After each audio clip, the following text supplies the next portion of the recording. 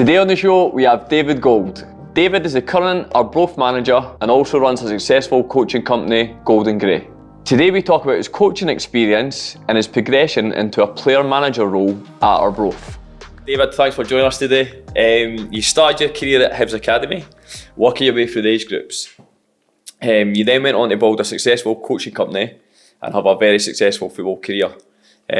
One of the common themes that come across is the importance of resilience and how you deal with setbacks.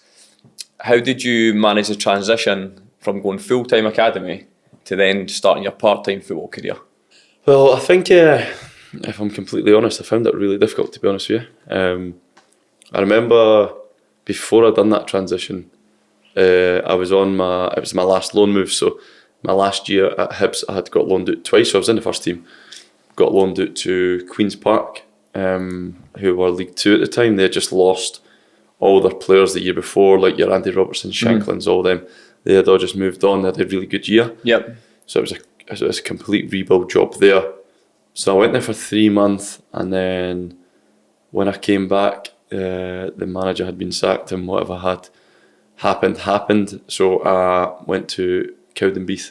Right. Cowdenbeath were that sort of hybrid style at the time. So they had a couple of boys who were full time, but the majority of them were part time. So you're talking like Kane Hemmings and guys like really good players. Like they were Greg Stewart. They were part time, and the full time boys were like Dean Brett, who's now at Trinent, Louis Milne, guys like that. Who again, good players, like really good players, really good guys. But it was when I was there. I remember when I was there, there was a boy called Jamie Stevenson, right? Ted, really good guy, really good player as well. He was older than me, and he used to speak to me like quite a lot, and he would tell me about like the sort of stuff that he had. And at the time, I kind of been like, I can't see that happening. You know what I mean? Like, I couldn't see it being that like difficult a transition. I didn't understand how it would be difficult. But then when it happened, I ended up joining Berwick Rangers, and I thought I was still living at home. My car had this wee old Renault Clio, so it had been paid off in cash. Like it was just a wee old banger. So I didn't really need much money, mate. So the money I was getting for Berwick was enough for me. Like that wasn't really my motive. So I just thought at that time, what I'll do is this full-time malarkey will be fine. I'll just get a gym membership and I'll make up my full-time hours do myself. Which is fine for 2 weeks or something, because then see try to find the motivation to keep doing that. I think like 3 or 4 months into that season was so tough, mate. Like, I'm a guy who needs routine and needs to get up and have a focus and have goals to achieve and things like that. And I don't know, I just felt like everything was like gone at that point. It was so difficult. And I went to, I don't know if it was Kevin Bridges or something like that in Glasgow, and Ted was there, Jamie was there. He's all right, how you doing? Like, getting a wee catch up, and he says, how are you finding the transition? And I was like, mate, I tell you what, like, I wish I listened to you properly back then. Like, this is what you were talking about. He was like, mate, you'll get it. It took me about 2 or 3 years to like get the transition. And if you look at my career, mate, I think it probably is the same for me as well. Because that period of time, I was at Berwick, didn't particularly enjoy Berwick. And I had a couple of other bits and pieces of jobs, didn't like them really, wasn't my thing. So I think to have a good time on the pitch, everything's got to be right, you've got to be enjoying everything, and I really wasn't. The Berwick team won very good, joined Arbroath the first year, so that would have been 2 years part-time. The first year at Arbroath wasn't great either, but then the second year, you're talking my stuff now, so Gold and Grey's kind of established, and that's when, well, I went on and won the league, and I played like every game and things like that, so it certainly made sense. You've had the opportunity to go into full-time football, but you made the decision to stay part-time. How's that influenced your career outside the game? A couple of things. Financially, it doesn't really make sense. There's no an awful lot of money in Scotland, to be honest with you, in the full-time teams. Now, you could look at that in many different ways, like, why don't you just go and do it and then go and try and kick on back yourself, go and kick on, I get that. Yep. But I had found something in what I really, really loved. Yep. and the coaching aspect. And I knew from being like a youth player at Hibs that I did enjoy, because you got made to do like bits of coaching as part of like your like an apprenticeship, like your football apprenticeship. Like we got made to go into like local primary schools and stuff like that. That's kind of good thing to do. We got made to do it. And at the time it was like, you know, you're a footballer, like you didn't want to be going and do that. But then when I was there, I just got lost in it, mate. I loved it. Enjoyed it. I absolutely loved it. So I always knew in the back burner that it was something that I enjoyed. It was just the whole getting to that bit. And I had done it. I'd found something that it was all on my terms as well. It was like it worked with my part-time timetables, or like with the football, or if like a game got moved to a Tuesday night, I could do kind of whatever I wanted. How did it start then? So you're part-time. At what point did you think, right, I'm going to start this coaching business? And so it started. I was doing a lifeguarding job. And I would have still been at Berwick at that time. I was. And then somebody asked me I seen this advertisement on Facebook actually. And I was just scrolling through it, and the page is still live. It's called like Jobs and Vacancies Edinburgh. Right. And I remember it was like a Friday, and I was like going through it. I seen this one for a football coach, and it was like you needed this, and I was like, oh, I've got that. And I was like, I'm going to just chance my luck. Yeah. I didn't tell anybody. I sent them a message saying like, hi, interested to hear more about the role or something like that. And then they knew who I was, so they replied back saying, you're perfect for the job. Yeah. And I was like, what the hell? And they're like, can you be here next Friday at 6 o'clock or whatever it is? So I was like, right, fine. And it ended up being a guy called Scott Bonner. Do you know Scott Bonner? Yeah. So Scott Bonner, like cracking, I was just chatting to him last week actually. Just pretty much thanking him for getting me started on the coaching journey. And so he had like a partnership with some other guy who again was a nice guy. And then whatever happened between they two. That's not for me. That's not my business. Yep. But I was basically employed as like a coach to kid ratio, because Scott had all these kids. Like he's a top coach, and he had all these kids. So it was just like that's what it was. I got involved in it, and then they two like went their separate ways. But within that time, there was like 5 or 6 kids that I had built like a relationship with. They now liked me. So it was like, oh, can you still keep putting this session on a Friday? And I was like, well, I've no coaching equipment, like I've nothing, like now at all. And I know, Ross Gray, who is my business partner, I knew he was into coaching as well. So I was basically putting on at that time, like you've probably been there yourself, being a coach, but putting on what I knew. And I got Ross, I said to Ross, like, look mate, is there any chance? I was actually trying to help Ross get a move like abroad. Right. He was in a similar stage of his life at me, but we're both at Berwick as well. So I was trying to get him a move to go abroad. And I said, look, come and meet this guy. Like, so he did. And he helped me out with the coaching. So we did that. And then there was a guy through in Glasgow. So I was doing that on a Friday afternoon. And then there's a guy through in Glasgow who's got a huge big company. And he had reached out to me saying, listen, like, I'd like you to come and run this stuff. And I was like, all right, okay. So he to be fair to him, he come through to Edinburgh. We had a coffee, we had a chat and everything like that. And I was just honest with him. I was like, look, mate, like, this is something that I want to go and do myself. But I've not really got the time now, but I've got aspirations to do it. I'll help you out now though. If you want me, I said, I'll get it up and running for you. And that's fine. And so I did. And that was 1-to-1. Right. So it was just 1-to-1 coaching, which was completely different. I don't think there was anybody in Edinburgh at the time doing it. That shows a lot of confidence though. The fact that you're like, right, I want to go and do this myself. Mate, I loved it. I would turn up, it would be Corn Exchange, World of Football. And it was like, my session would be like 4 till 5, and I'd be there for like 3 o'clock with a bag of balls, just pinging balls about like the whole time. It was quality.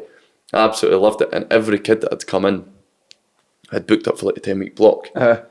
And it was good. It was really good. And then it got to, that's when it started getting to the point where it was like, it was now taking over me because of them building like a bit of a reputation and relationships with these kids for the one-to-one stuff. And then the Friday class is now starting to grow, and it was like, whoa, this is getting busy, because it's not just the 1 sessions, it's now 3, 4, 5 sessions that you now have to plan for, prepare for, speak to the parents, speak to the kids, check in, emotionally do all that sort of stuff that people didn't account for while being a lifeguard and try to play and keep on top of your gym stuff. Like, it was really, really hard. So I just got to a point where like something's got to give. So Ross, it was actually Ross that says, look, do you want to just go ourselves and just go and do this? And I was a bit like, at the time I was a bit like, I'm not sure. But it's actually the best decision I've ever made. Like, And it's been great, you've been able to juggle both in terms of your football career and your obviously your coaching and build them side by side. Aye, definitely. I think they both complement each other very well. I think I've become, that was one of the things Scott Bonner actually said to me. I don't know if he actually meant it, if he can remember this, but I remember he actually saying to me, Arbroath next year. And I was like, aye. He says, you're going to have a really, really good year. I can already tell it. And I don't know if he meant that because of like the coaching, because I think the coaching, like, well, one, you're getting more touches and things like that, but you're not having to think about the game properly. You're breaking things down, you're communicating, you're doing loads of things, which I think complements your football. That's what my next question was going to be. How do you think your coaching career has actually made you a better player? I think for the people that know me, will tell you, like, I've always been quietly confident on the pitch, but that's probably something that's always held me back. In life is, I used to be like a really, really shy guy. So see stuff like this, I could never have done anything like this. But it's see on that. So I was going to say, what do you think? Like, we talk about confidence with the kids. So the fact you've continued to put yourself out there is that repeatedly showing up and building that confidence. What advice would you give kids to put themselves out there and sort of step outside their comfort zone? For me, I'm now massive on it. I love just trying stuff that I have no clue about. So the best example is, like, see, when it comes to computer and technology, it's like I've got a staff CPD later on that I'm going to try and teach all my staff.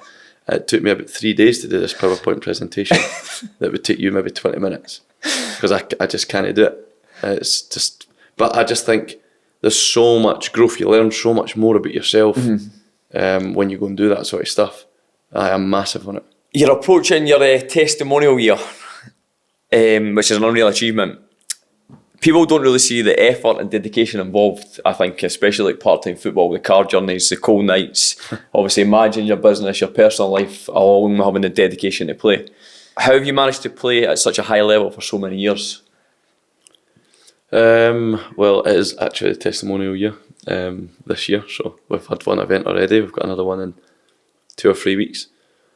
So it's a really busy year, but I think if you know me as a person, everybody will tell you it could be my worst downfall is the fact that if I'm in something, I'm in it all in, like, and it could be anything, mate. You could say to me, like, do you want to go and run a marathon? Let's go and start training. And you best believe, like, I'll probably overtrain for it. Like, it's just this kind of person I am. So obviously I am a player for Arbroath. Where do you reckon that comes from? I think probably my mum and dad, mate. They've never, like, grown up. We never really had too much, to be honest with you, but they've given you everything that they had. Yep. Do you know what I mean? Just all good work ethic. Completely.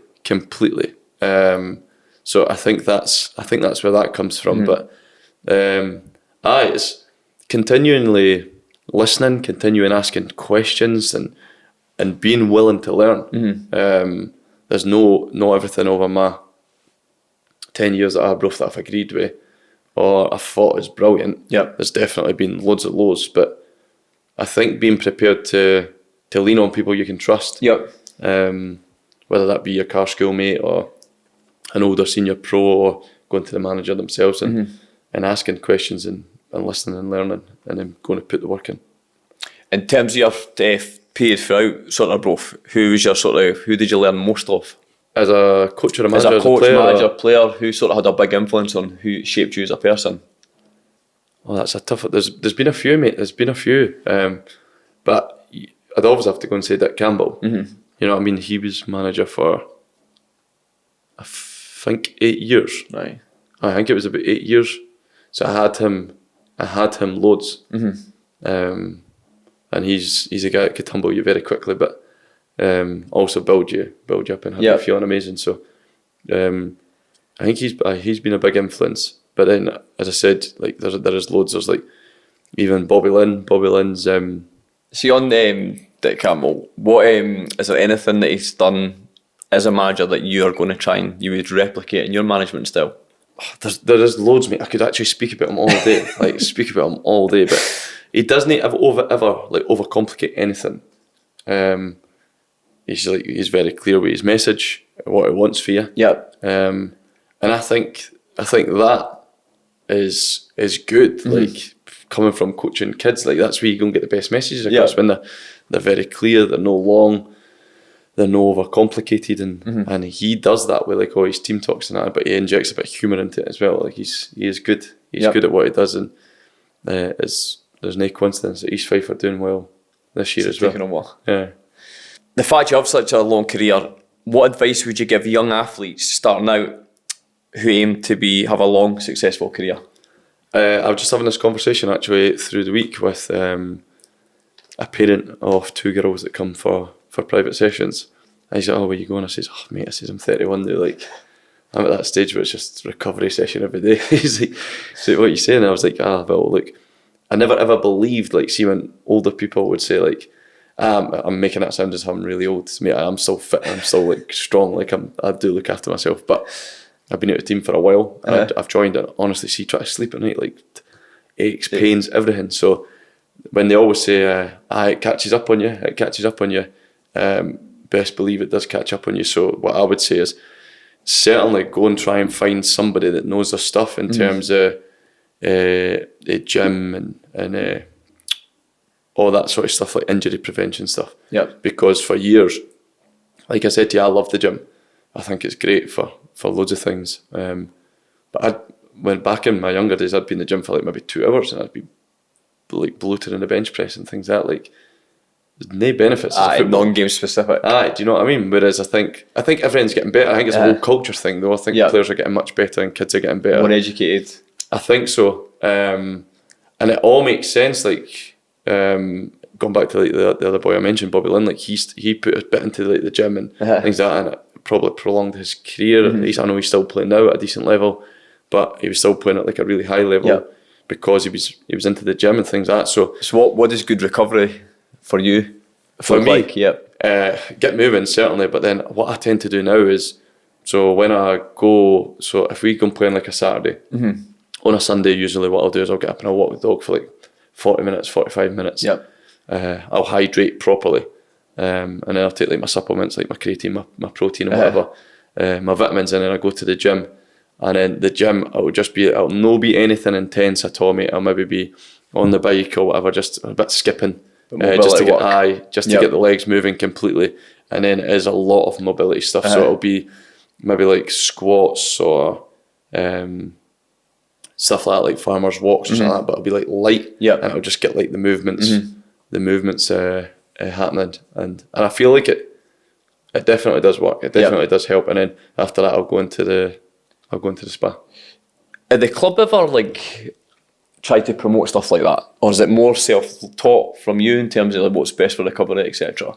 We've always been quite lucky actually, as a part-time team, and I think that's maybe biased because I don't know what all the rest of the part-time teams are like, but I always think that we've had a good changing room, a good person in the changing room who wants to go and be better, and that's probably why we had so much success for that spell, because people were prepared to put it in.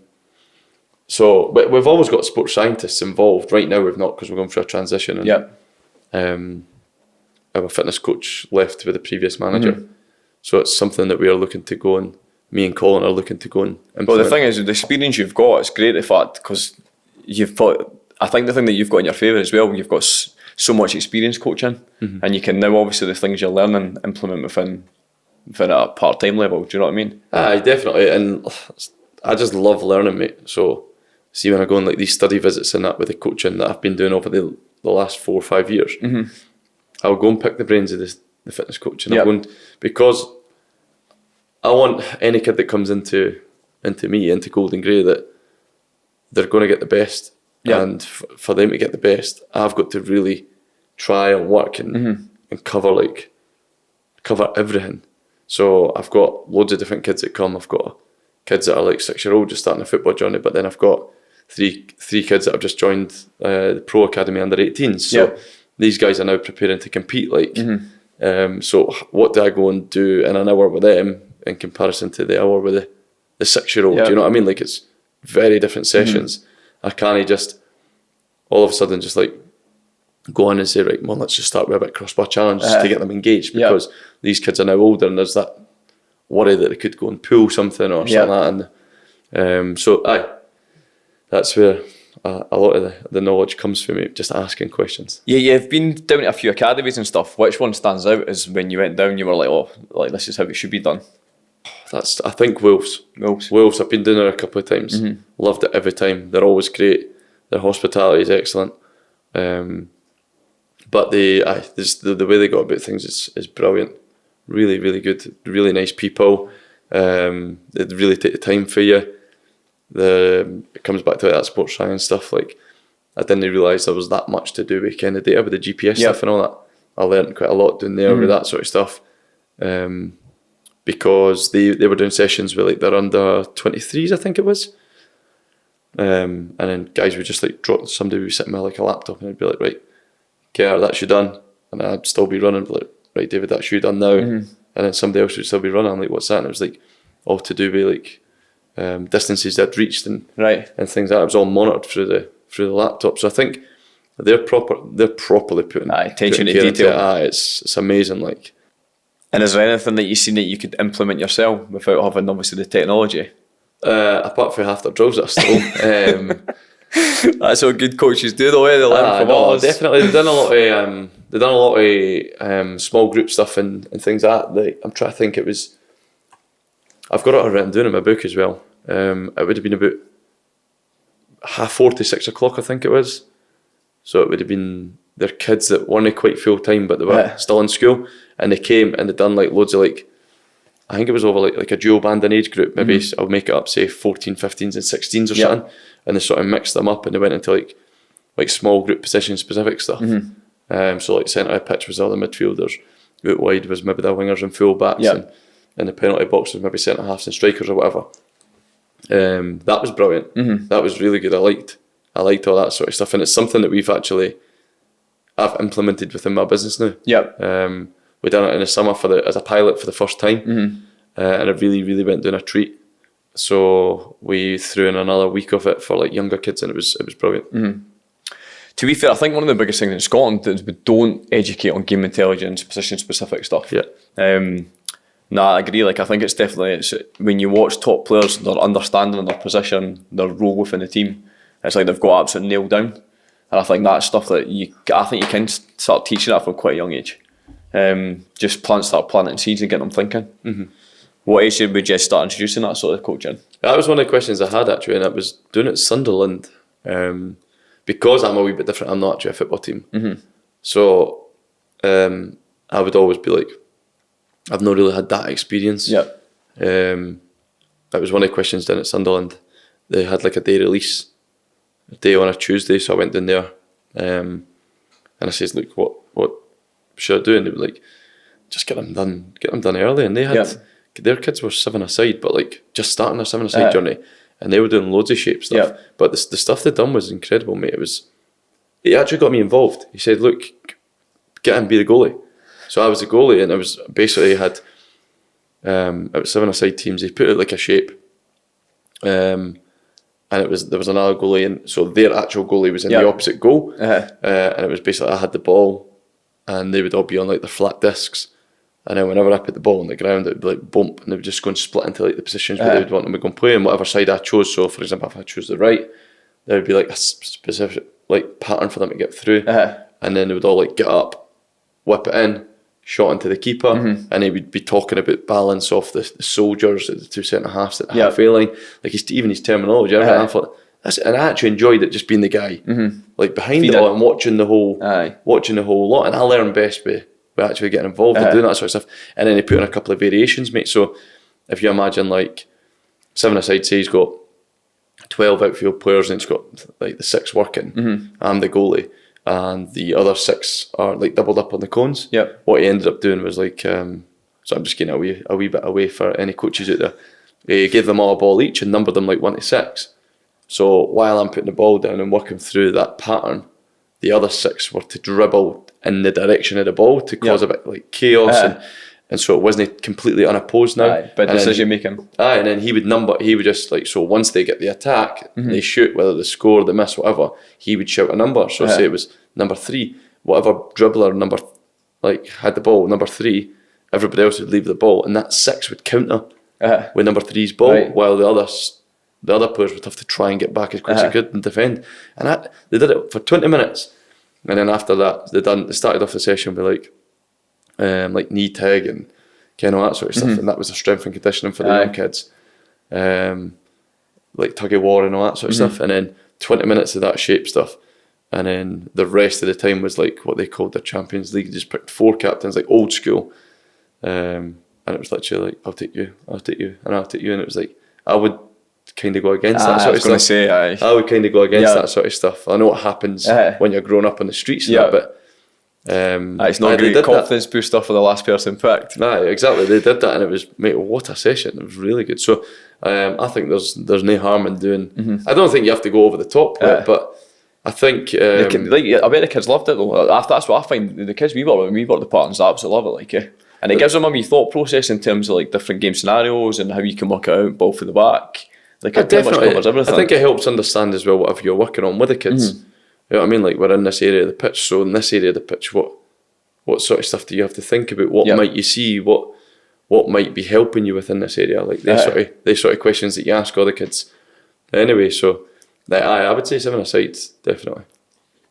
Like I said before, I think it's great the fact you've got so much coaching experience for such a young age. You're now moving into management as a Arbroath manager. Congratulations on that. Thank you, mate. Thank you. So you've got loads of experience. What's the first thing that you implemented when you went into the role? So we had this conversation. So it was like the Saturday that the previous gaffer had been let go. I just said to Colin, so Colin Hamilton's the co-manager. Listen, I'll get a call you later on. Like, there was too much going on, so I had a phone call for a while, and I was like, look, mate, like, the way I see the game, because Colin hadn't coached, right? You know what I mean? And he's done his ACL, so we'd spoke about that sort of thing, and we never had any type of plan, prepare anything for it. So I was like, look, I guess we're going to like strip everything back here and have a think, like, how do you see the game being played, and what kind of shape would you like to play, and it was just kind of that conversation, and we both come up with like the idea of like what had been going on was defeat after defeat after defeat after defeat, so we had to make sure we weren't getting beat, but how could we put in like a shape that was going to help us not get beat, but actually empower our players that have got like key strengths. So that's right away what we had to do was we didn't chop and change the shape, and it's kind of been the same shape every week, barring once. I think once we've changed the shape. Once, but it quickly got changed at half time. So that's one thing we did, mate. We'd done that. We changed the shape, changed a couple of personnel, and then we just brought in a lot of like small-sided games, and almost like what I do with the kids, because I think kids need to enjoy it, but ultimately like adults need to enjoy it as well. So it's very similar work that I do with both, and the guys have really taken to it. Like they're really enjoying it as an intensity, and I just think, see, when you introduce goals and stuff like that, it doesn't matter who you are, mate, it all feels good to hit the back of the net, doesn't it? So you're doing that in training, it brings out competition, brings out intensity, and nobody likes getting beat, you know what I mean? So everybody, the heart rate goes through the roof, like, and I think that's been one of the differences. Do you think the fact you're able to communicate and give instruction to kids has made it a lot easier than give instruction to adults? Aye, big time. A whole confidence thing as well, and I've had to actually learn like how to communicate with different kinds of people. You know what I mean? Like, people learn many different ways. Some can I could maybe just say to you, like, right, we're going to be working on this, and this, and go, and you could go and do it. But there's others that maybe need the hand held through it, and like, this is what we're going to do, and visual learners. There's loads of different ways. So I think that certainly helps, because I know kind of who to do my demonstrations. I think stuff like that's massive. I'd like to think I know how to get a flow to an exercise without it breaking down. and just recognise the ones that I maybe need to speak a wee bit differently to. I know how driven you are as a person. Is it a difficult decision, the fact, obviously, being a manager one thing and being a player is another thing, trying to combine the both? How difficult a challenge do you think that's going to be? It is difficult.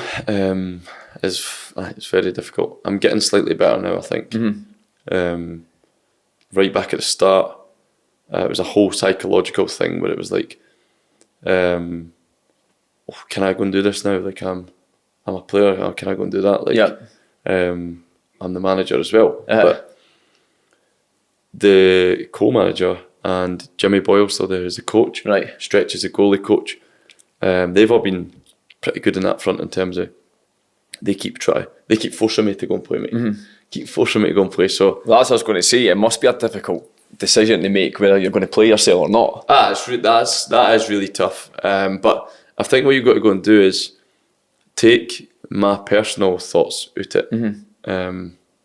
As a player, you want to play every game, mate. Yeah. But I've got to do what's best for the team and best for the club. So if that's... We're very fortunate to have loads of midfielders and good midfielders as well. So see if they're playing really well. Yeah. Like we had a young lad, Ali Spalding, 18. I couldn't actually take him out, mate. He's been fantastic. He's been brilliant. So for me, I'm delighted for him. Like I speak to him loads. I speak to him on an individual basis, and I try and talk to him a lot about his game. I try and tell him, look, you need to now go and start speaking to Ryan Flynn, who's 35, who's played the game for a while. Ryan Dow, who's 34, that's played the game. I say, and start asking them questions. I say, because you could really go and kick on. So he's actually injured, and that's what's allowed me to go and play the last couple of games. The thing is, you're still young, and in essence, you've still got, you'd hope, another like 4 or 5 years in you. Definitely. Well, that's what I'm saying. You're fit, so it's one of the ones as well. You're like, aye, and I know how the standards that you set. So it's one of the ones that I think you'll tendency to be overcritical, which can be hard. So it's good you've got good people around you to sort of help you make. Aye, and listen, I'm keen for feedback as well. I've always been that kind as a player. Guys like Gavin Swanky and that, Right? older lads, they'll tell you that as well. Like I'll always go, because I can take it on the chin. I just appreciate honesty. So, like, how do you think I did today? Like, what about this? What about that? And it's no like a thing to come and rub my ego. It's tell me honestly, like, did you think I did well or did you not? So, and that sort of trait's probably one of the reasons you've been so successful, though, because it's constant feedback, Aye, all the time. I've never ever had a problem with feedback ever. I think that I've always been. When things go and get tough, that's when I kind of thrive. I don't know why it is. I don't know if it's a resilience within me, but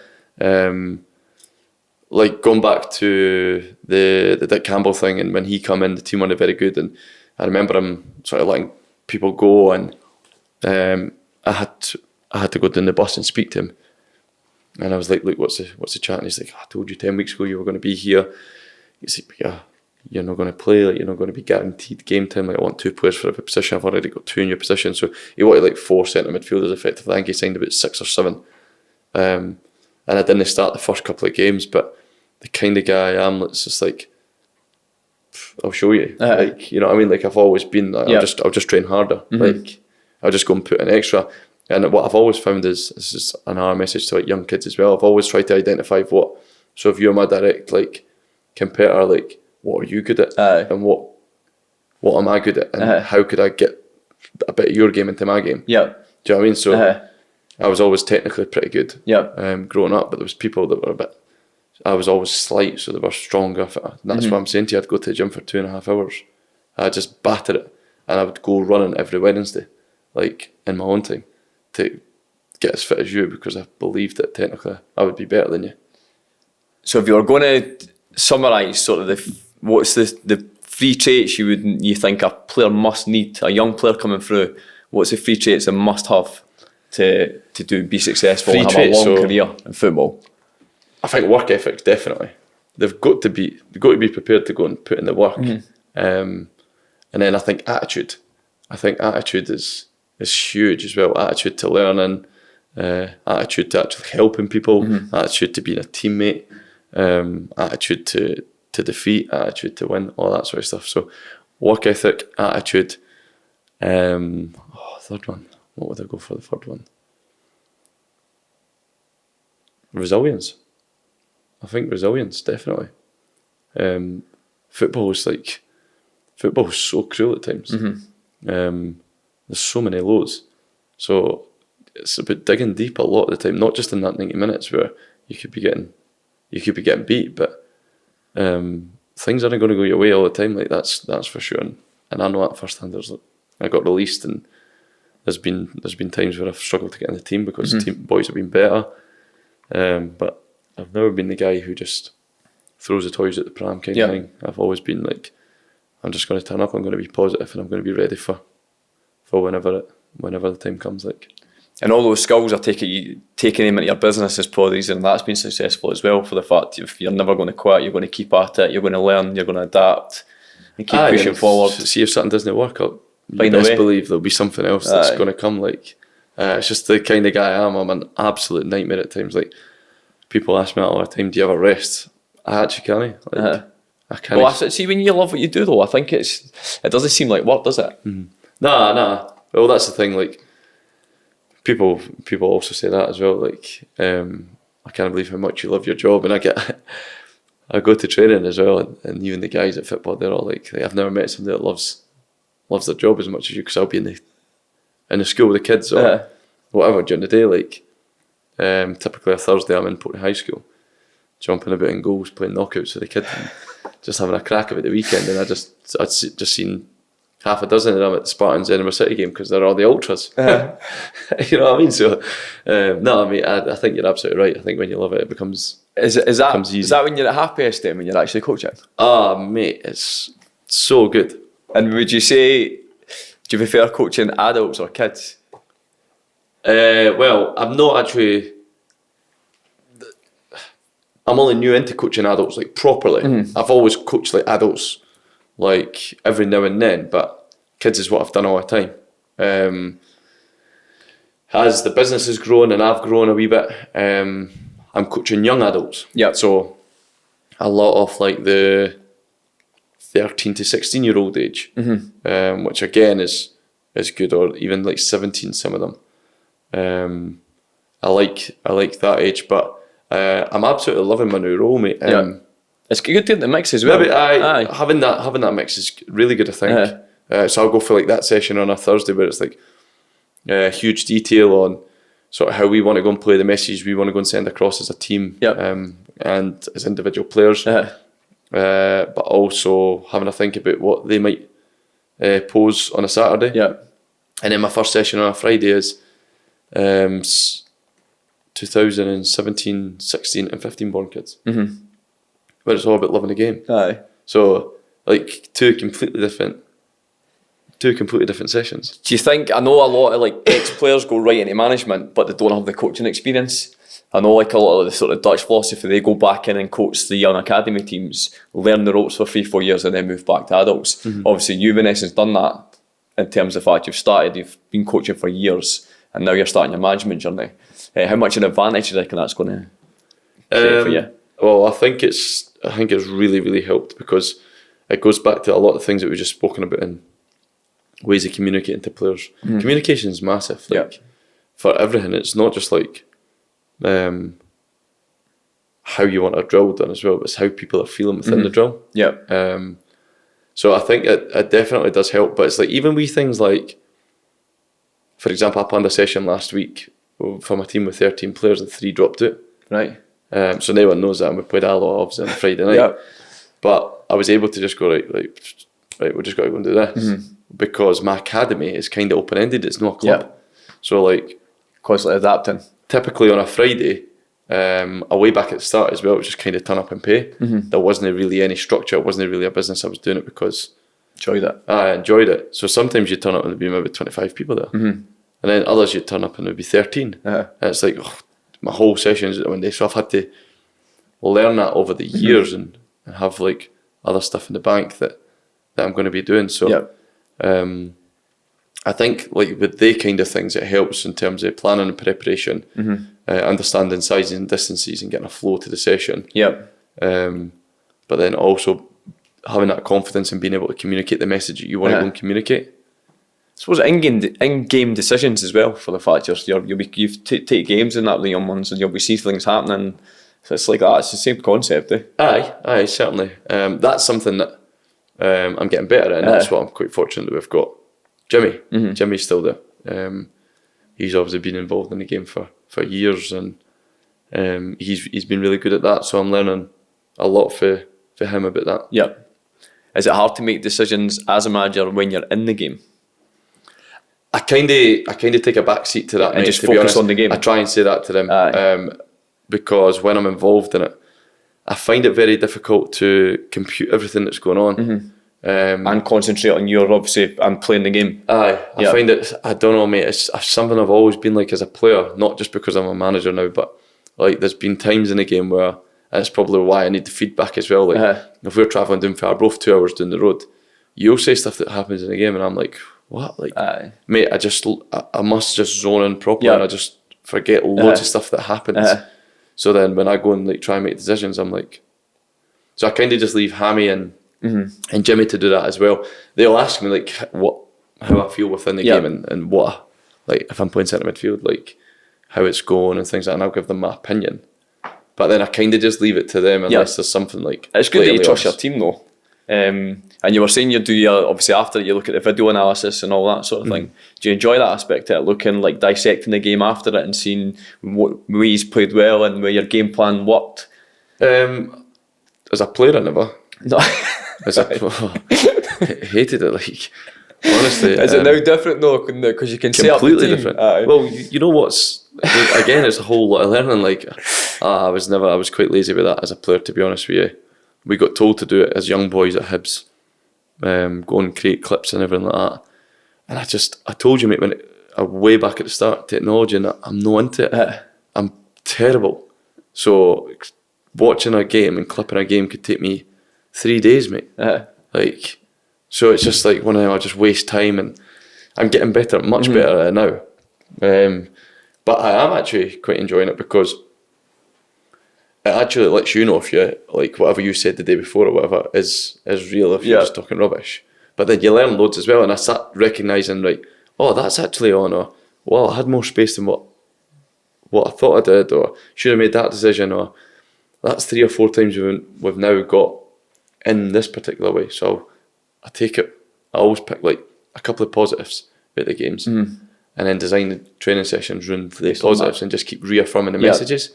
And then I'll try and pick something that we've not really worked on, and I'll try and speak to the boys about, by the way, were you aware of this, like, or this has happened, we didn't want this happening, like that kind of thing.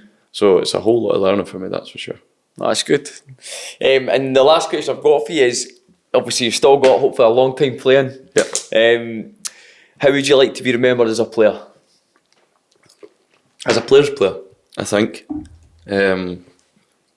I would like to think that everybody thinks of me that way anyway, whoever shared a dressing room with me.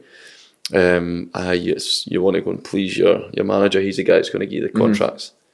You want to please the board, and be nice to have the fans on your side as well. But I think ultimately the guys that really, really matter are the guys that you're sharing the pitch with in the dressing room. So I would like to think that